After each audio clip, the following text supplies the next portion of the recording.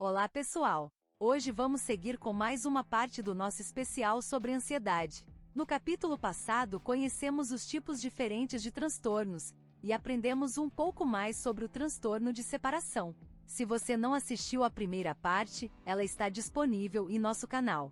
Se gostarem, não esqueçam de curtir e compartilhar. Hoje falaremos sobre um transtorno de ansiedade que pode resultar em prejuízo social e educacional. O mutismo seletivo.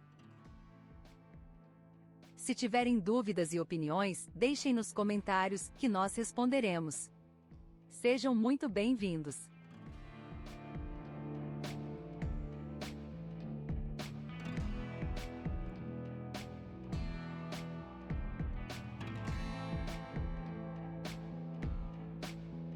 Antes de iniciarmos, é necessário um aviso importante. Este vídeo tem o caráter informativo, e não se destina a ensinar ou promover o autodiagnóstico. O diagnóstico correto deve ser realizado unicamente por profissional da saúde. O mutismo seletivo consiste no fracasso persistente para falar em situações sociais específicas, nas quais existe a expectativa para isso, como por exemplo na escola. Entretanto, a pessoa consegue falar em outras situações. Por isso, o mutismo é seletivo, uma perturbação marcada por intensa ansiedade social. E geralmente estão presentes, além da ansiedade, a timidez excessiva, o medo de sofrer algum constrangimento e o retraimento social. Este transtorno interfere na realização educacional e na comunicação social. Ele não se deve a um desconhecimento ou um desconforto com algum idioma, e manifesta-se com maior frequência em crianças menores do que em adolescentes e adultos. Ao se encontrarem em interações sociais, crianças com mutismo seletivo não iniciam a conversa ou respondem quando outras crianças falam com elas.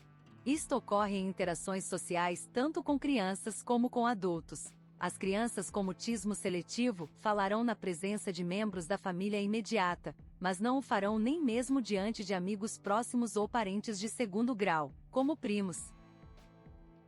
O início deste transtorno é habitualmente antes dos 5 anos de idade, mas a perturbação pode não receber atenção clínica até a entrada na escola, quando existe aumento na interação social e na realização de tarefas, como a leitura em voz alta.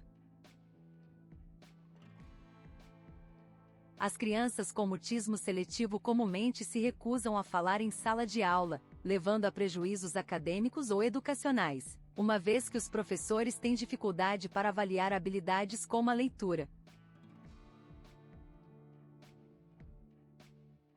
Crianças com esse transtorno, ocasionalmente usam meios não verbais, apontando ou escrevendo para poderem se comunicar. Elas podem sofrer prejuízo acadêmico, porque com frequência não se comunicam com os professores no que se refere às suas necessidades acadêmicas ou pessoais. Por exemplo, não compreendendo uma tarefa de classe ou não pedindo para ir ao banheiro. Prejuízo grave no funcionamento escolar e social, incluindo ser importunado pelos pares, é comum. A inibição social por parte dos pais, a história deles de timidez e isolamento, também podem servir como um forte modelo para o mutismo seletivo em crianças.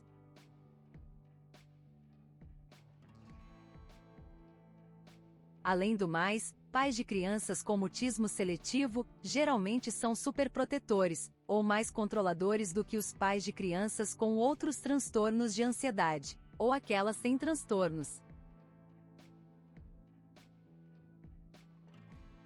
O mutismo seletivo pode resultar em prejuízo social, uma vez que as crianças podem ficar excessivamente ansiosas para se engajar em interações sociais com outras.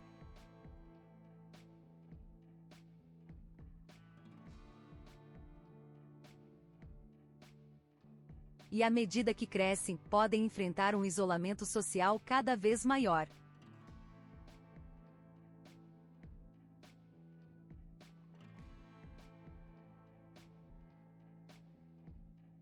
Em contextos clínicos, é comum que crianças com mutismo seletivo recebam um diagnóstico adicional de outro transtorno de ansiedade, geralmente de fobia social.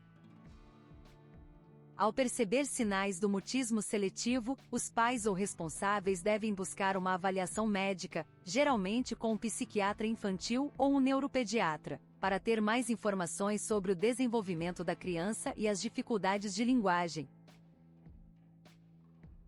Estes diagnósticos são necessários para descartar causas orgânicas que possam ser confundidas no resultado final.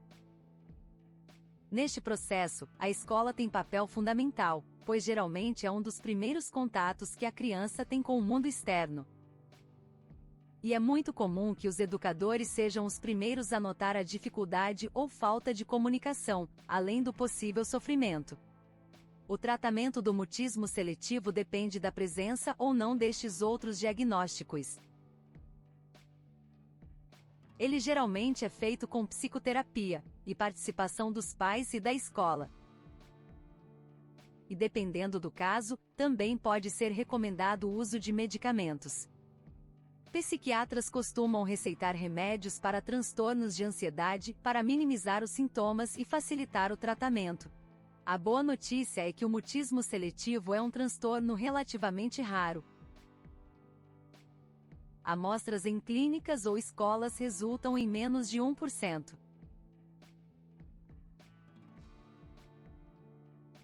Muito obrigado por ter nos acompanhado até aqui. Se você gostou deste conteúdo, deixe seu like e compartilhe com seus familiares e amigos. No nosso próximo vídeo falaremos sobre as fobias, como as que causam medo de insetos, injeções e outras tantas. Inscreva-se e ative o sininho para ficar por dentro das atualizações. E até breve!